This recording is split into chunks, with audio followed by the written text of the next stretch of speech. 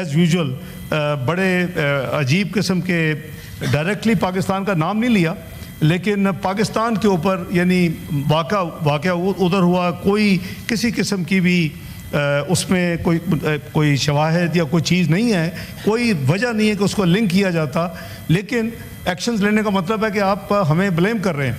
तो इन्होंने जो हुकूमत की तरफ से एक्शन लिए उसी रात को, तो हमने फिर अगले दिन ही सुबह मीटिंग का कॉल की इसकी अपनी हमारी नेशनल सिक्योरिटी कमेटी की, और उसमें अस्करी और सिविल क़यादत सब मौजूद थी। तो उसमें फिर हमने जो तफसील से मैं जाए बगैर ऑब्वियसली जो फैसले किए वो मैं समझता हूँ कि हमारे अपना इस ऑनरेबल हाउस के नोटिस में होने चाहिए। जो पहला इन्होंने हमारे ऊपर वो इंडस वाटर ट्रीटी के हवाले से उसको इन अबेंस रखा, तो आज भी हमारी जो गुफ्तगू हो रही थी और ये नेशनल सिक्योरिटी कमेटी में भी उसको भी टोटली रिजेक्टेड, क्योंकि ये ट्रीटी है और ट्रीटी में लिखा हुआ है कि अगर इसको ख़त्म करना है तो कंसेंसस से होगी, अगर इसको अमेंड करना है तो कंसेंसस से होगी, अगर कोई आपस में कोई डिस्प्यूट है तो उसकी आर्बिट्रेशन है। वर्ल्ड बैंक इसमें इन्वॉल्व है शुरू से। तो ये कोई 2-3 साल से इंडिया की तरफ से इस इंडस वाटर ट्रीटी के हवाले से यानी ख़त ख़ताबत हो रही है। वो एक सेपरेट चैप्टर है, अगली भी शायद मई की 8 तारीख है कोई जो रिस्पांस जानी है। तो ये इन्होंने इस मौके को पहला जो वार किया हमारे ऊपर, तो वो इस इंडस वाटर ट्रीटी को डिक्लेयर किया, इसको इन अबेंस कर रहे हैं। ये पाकिस्तान की 24 करोड़ आवाम की लाइफ लाइन है पानी, और अब तो प्रेडिक्शन ये हो रही है कि फ्यूचर की जंगें शायद पानी पे होंगी, इसको इन अबेंस कर रहे हैं। ये पाकिस्तान की 24 करोड़ आवाम की लाइफ लाइन है पानी, और अब तो प्रेडिक्शन ये हो रही है कि फ्यूचर की जंगें शायद पानी पे होंगी। तो ये तो अफोर्ड ही नहीं कर सकते कि अब जो इंडस वाटर ट्रीटी जो है उसके ऊपर बहस किए बगैर, ये शायद मेरी इंफॉर्मेशन के मुताबिक एक ऐसी वाटर के ऊपर ऐसी ट्रीटी है जिस पे सिर्फ पानी की डिस्ट्रीब्यूशन के नहीं है, बल्कि पाकिस्तान ने अपने यानी 2 दरिया छोड़ दिए। यानी ये दिस इज़ द बिगेस्ट उसका जो कह लें कि नेगेटिविटी उस ट्रीटी में एज ए पाकिस्तानी के हवाले से मैं समझता हूँ वो ये थी। बहरहाल अब वो दहाइयों पहले हुई है, एक दोनों कंट्रीज उसको ऑनर कर रहे हैं। और आपको याद होगा कि जब ये नीलम झील बना उसकी मेन बैकग्राउंड यही थी कि इंडिया ने अपर राइपेरियन होने के हवाले से जो वाटर रिजर्वायर जो कि दोनों को म्यूचुअल कॉन्सेंट से बनाना चाहिए उन्होंने शुरू कर दिया। और फिर पाकिस्तान में भी हमने नीलम झीलम को शुरू करना पड़ा उस वक़्त। ये शायद वाहिद प्रोजेक्ट है जो इतनी जल्दी में शुरू किया गया कि PC1 भी प्रोसेस अभी मुकम्मल नहीं हुआ। तो इज़ हिस्ट्री। सो मैं अर्ज़ करूँ कि इस पे यूनानिमिटी के साथ नेशनल सिक्योरिटी कमेटी ने कहा कि इसको किसी कीमत पे भी ये एक्सेप्टेबल नहीं है, ये लाइफ लाइन है, और ये virtually it tantamount to declaring war. तो हम इसको उसी स्पिरिट से ले रहे हैं, और हमने उसका पहला फैसला जो किया पाकिस्तान ने कि हमने उसको रिजेक्ट किया है और क्वेश्चन किया है कि हम फिर जितनी बायलैटरल ट्रीटीज़ हैं हम भी उनको सस्पेंड या इन अबेंस करेंगे। और इसमें हमने स्पेशली इस ट्रीटी की तरह जो मैंने दरियाओं का जिक्र किया, शिमला का भी एक मुआहदा है, तो हम कई इश्यूज़ के ऊपर बाउंड हैं bilateral, we can't go to multilateral forum. तो उसके भी इसमें ये फैसला नंबर 1 था जी। दूसरा जो इन्होंने अपना फैसला किया वो ये वाघा की अटारी अपना बंद किया। तो हमने फैसला किया कल कि वाघा बॉर्डर जो है वो उसको फौरी तौर के ऊपर बंद कर दिया जाएगा। जो लोग क्रॉस बॉर्डर करके इधर आए हुए हैं इंडिया से, वो 30 अप्रैल 2025 तक वापस चले जाए।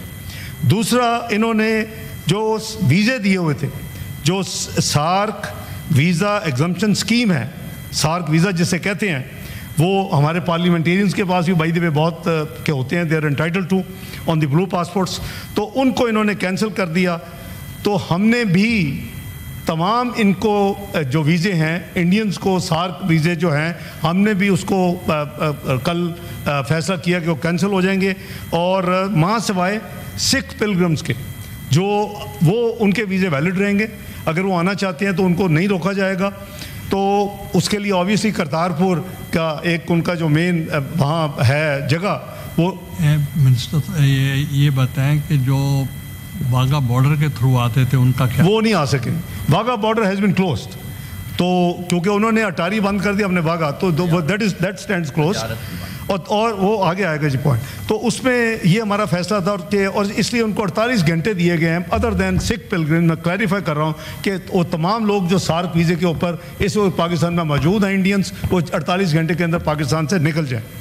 तीसरा, इन्होंने हमारे जो डिफेंस, नेवल और एयर अटैचीज़ होते हैं, एडवाइज़र्स होते हैं, जो हमारी एक कोर टीम होती है आर्म फोर्सेस की नुमाइंदगी करते हुए, उनको इन्होंने पर्सोना नॉन ग्रेटा डिक्लेयर किया और उनको इन्होंने कहा जी कि ये 1 मई तक निकल जाएं।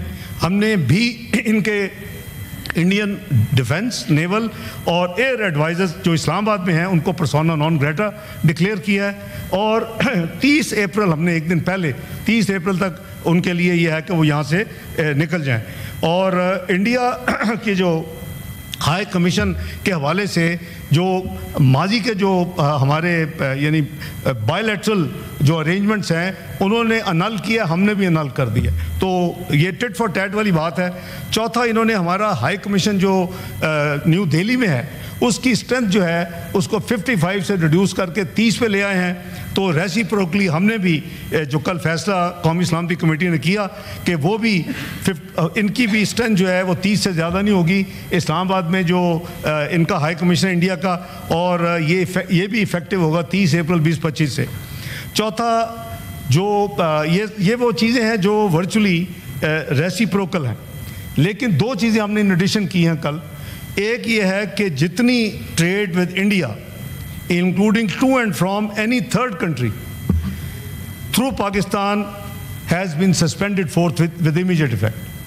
और lastly, पाकिस्तान की एयर स्पेस जो है जिसके ज़रिए तमाम जो कमर्शियल फ़्लाइट्स इंडिया की owned and Indian operated airlines की वो क्रॉस करती थी, और ऑब्वियसली करीबन 2 घंटे बचते हैं जब आपने ट्रैवल करना होता है एयर ट्रैवल, तो उसको हमने पाकिस्तान की एयर स्पेस इन तमाम Indian owned and Indian operated airlines के लिए बंद कर दी है कल से। तो ये स्पेस जो है बंद हो गई है। तो मैं अर्ज़ करूं कि हमने डिप्लोमेटिकली पॉलिटिकल फैसले हो गए हैं। हमारा जो पार्लियामेंट्री या पॉलिटिकल है वो हम सब एक पेज पे हैं। अल्हम्दुलिल्लाह ये एक डेमोन्स्ट्रेशन है। मैं मशकूर हूँ एक दफ़ा फिर तमाम पॉलिटिकल पार्टीज़ का और लीडर ऑफ द अपोजिशन का कि उन्होंने मिल के हमारे साथ हमारी जो ड्राफ्ट था उसको खुले दिल से, खंदा पेशानी से उस पर हमने म्यूचुअली उसको इम्प्रूव किया, उसको ड्राफ्ट किया जो फॉरेन ऑफिस ने initial draft as per practice पेश किया था। डिप्लोमेटिक मूवमेंट जो है वो जारी हैं। 26 कंट्रीज़ को जो कल इमीडिएटली अवेलेबल थी इंक्लूडिंग P5s, उनको फॉरेन ऑफिस ने फॉरेन सेक्रेटरी ने बुला के उनको ब्रीफिंग दी और उनको तमाम ये हालात से आगाह किया। और आज मुझे मैसेज मिला है कि सऊदीया के जो अपना फॉरेन मिनिस्टर हैं प्रिंस फैसल, वो मुझसे बात करना चाहते हैं। ऑब्वियसली यही होगी आइटम जो अंडर डिस्कशन है इस वक्त दुनिया में, तो उनसे 7:30 का टाइम तय हुआ है। और जितने बाकी जो मिशंस कल अवेलेबल नहीं थे उनको आज फॉरेन ऑफिस ब्रीफिंग दे रहे हैं। तो डिप्लोमेटिक फ्रंट पे भी देखिए हम हर लिहाज से अल्हम्दुलिल्लाह तैयार हैं और ये कैटेगोरिक अंडरस्टैंडिंग हमने दी है। कल उसके बाद हमने एक कौमी सलामती कमेटी के डिसीजन के मुताबिक एक प्रेस ब्रीफिंग भी की और ना सिर्फ ये फैसले शेयर किए बल्कि सेंटीमेंट भी बताए कि अगर पाकिस्तान की तरफ किसी किस्म की एडवेंचरिज्म का किसी को खाम ख्याली है तो वो भूल जाए। पाकिस्तान की आर्म फोर्सेस पूरी तरह तैयार हैं। देखें, अल्लाह ताला ने आपको एक न्यूक्लियर कुव्वत बनाया है, अल्लाह ताला ने पाकिस्तान को एक मिसाइली कुव्वत बनाया है। तो मैं समझता हूँ कि अल्लाह के फजल व करम से अगर खुदा न खास्ता किसी ने हमारी तरफ को मैली आंख से कोई कोशिश की तो उसको जवाब उसी तरह मिलेगा जैसे उनको माजी में जवाब मिला था। तो बेहतर है कि ये वो गलती ना करें, क्योंकि इस गलती से इस रीजन का जो पीस है और इस रीजन की जो स्टेबिलिटी है, इस रीजन की जो ग्रोथ है, इस रीजन की जो डेवलपमेंट है, इस रीजन की जो पावर्टी एलिवेशन के लिए कुछ जो काम हो सकते हैं वो नहीं हो रहे। Already India is a big cause for all these irritants. एक सार्क का एक बड़ा अच्छा फोरम बना कई दहाइयों पहले और उसको नॉन फंक्शनल सिर्फ एक मुल्क की वजह से हुआ। तमाम ममालिक चाहते हैं कि सार्क को आगे लेके जाया जाए, तमाम ममालिक चाहते हैं सार्क मेंबर्स, लेकिन एक मुल्क जो है उसने राइट लेफ्ट सेंटर उसके खिलाफ उसको नहीं